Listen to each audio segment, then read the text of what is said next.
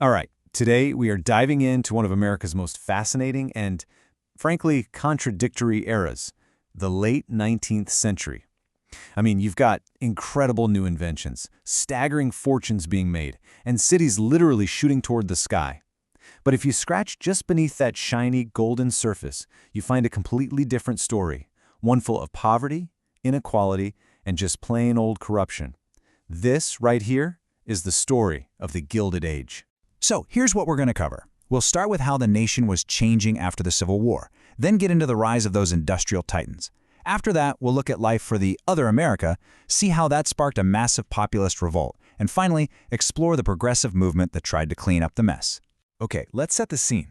The Civil War is over, and the country is desperately trying to heal and rebuild. But this whole period, Reconstruction, it kind of fizzles out.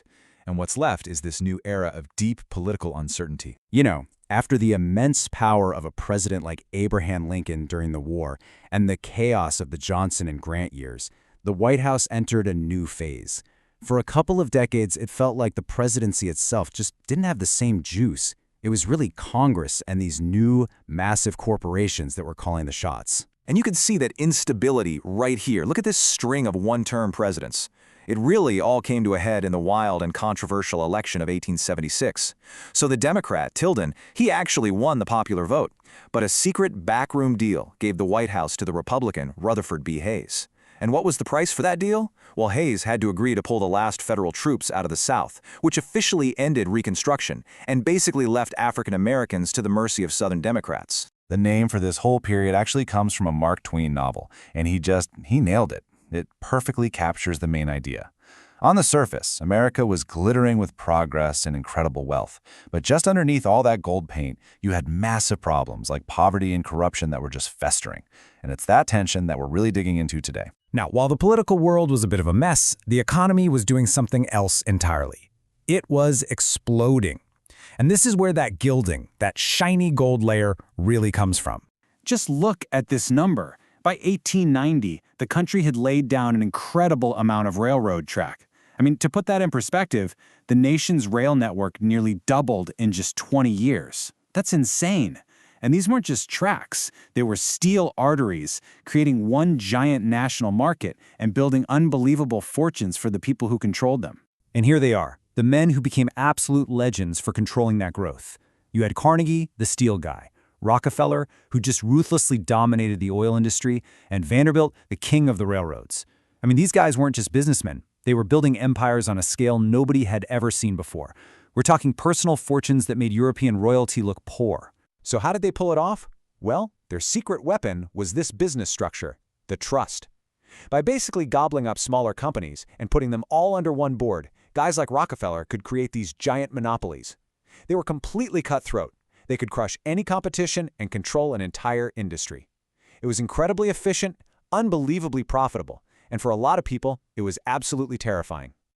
All right, now it's time to peel back that shiny golden layer, because for every massive mansion going up on Fifth Avenue, there were millions of Americans living a very, very different reality. And this, right here, was the central conflict of the Gilded Age. On one side, you have this unimaginable luxury and political power, and on the other, you have millions of workers facing brutal conditions, insane hours, and wages so low they could barely survive.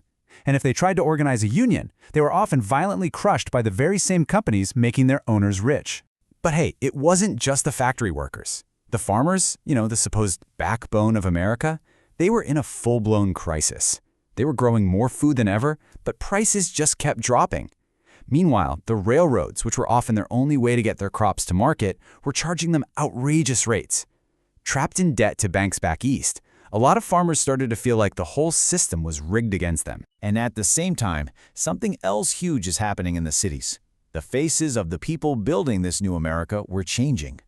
Millions of immigrants were arriving, not from England or Germany anymore, but from places like Italy, Poland, Russia, and all over Asia. They filled the factories, providing that cheap labor industry was hungry for.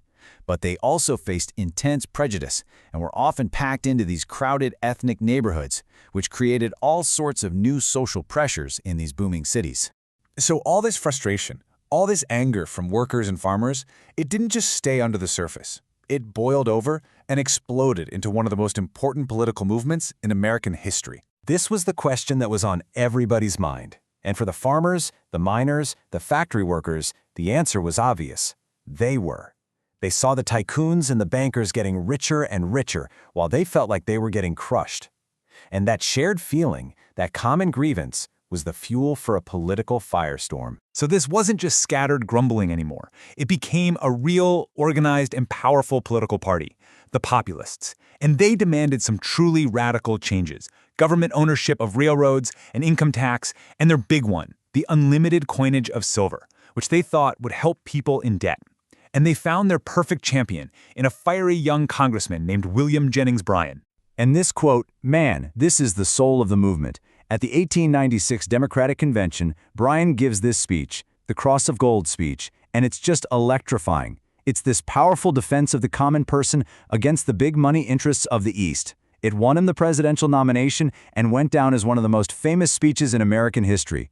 It just captured all that passion and fury of the populist revolt. Now, Bryan and the Populists, they ultimately lost that 1896 election, but their ideas, they didn't die.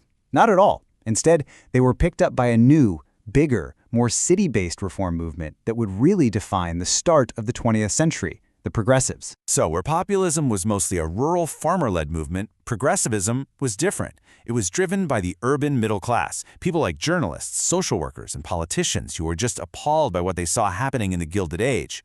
Their solution wasn't to tear the whole system down, but to reform it, to use the power of the government itself as a tool to regulate big business and protect the public. And look, these weren't just ideas on paper. They turned into actual laws. That whole era of weak presidents was definitely over. You had leaders like Theodore Roosevelt who went right after the trusts, even earning the nickname Trust Buster. Congress passed huge laws to regulate railroads, make sure our food was safe, and completely reform the banking system. This was a really fundamental shift. And this is maybe one of the biggest takeaways from the whole era. Presidents like Theodore Roosevelt completely redefined the job. They believed the president should be a steward of the people, someone who actively uses their power and their platform to fight for the public good and push for change. When you boil it all down, the chaos of the Gilded Age forced the country to ask some really tough questions. Questions we are still wrestling with today. Like, what's the right role for government in the economy? How do we balance making money with the public good? The fights that the populists and progressives started really set the stage for the big political debates of the entire 20th century. And that brings us to our last thought. The populists saw the world as a battle between the moneyed interests of Wall Street and the hardworking people on Main Street. So when you look at our politics today, the debates about corporate power, about wealth inequality, about government regulation, you have to ask yourself, is this just an echo of the Gilded Age? Is this a debate that ever really went away?